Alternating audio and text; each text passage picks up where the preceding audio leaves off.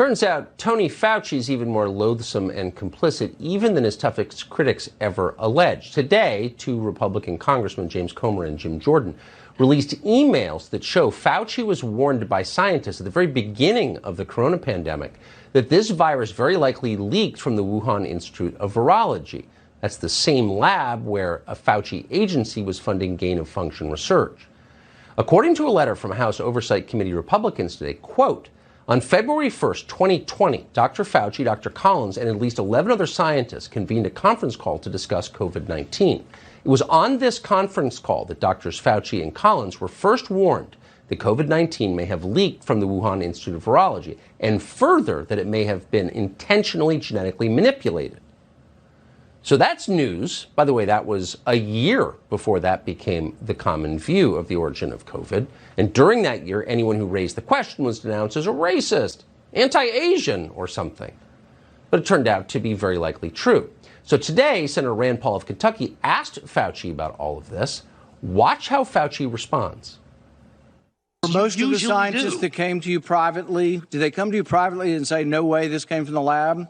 Or was their initial impression, Dr. Gary and others that were involved, was their initial impression actually that it looked very suspicious for a virus that came from a lab? Senator, we are here at a committee to look at a virus now that has killed almost 900,000 people. And the purpose of the committee was to try and get things out, how we can help to get the American public.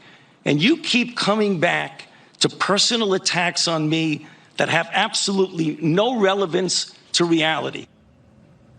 Ah, he's such a filthy little demagogue. Filthy little demagogue. Doesn't answer the question, makes it all about him, solipsist that he is.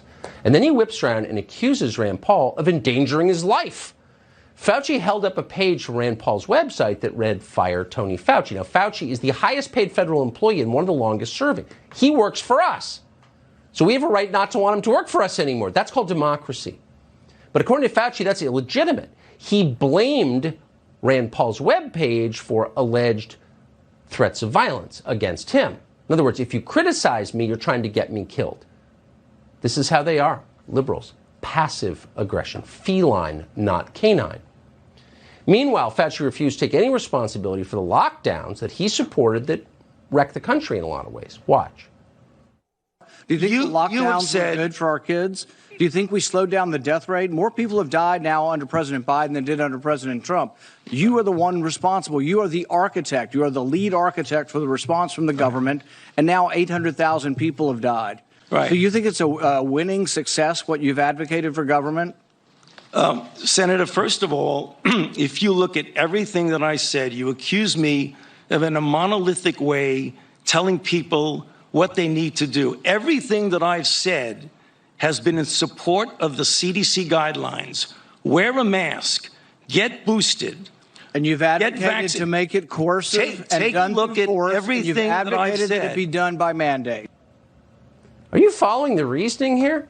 So the first time Rand Paul asks him a question, Fauci says, almost 1 million people have died. You can't ask me that question. So then Rand Paul says, yeah, almost 1 million people have died and you were making the rules. So you're not taking any responsibility for that?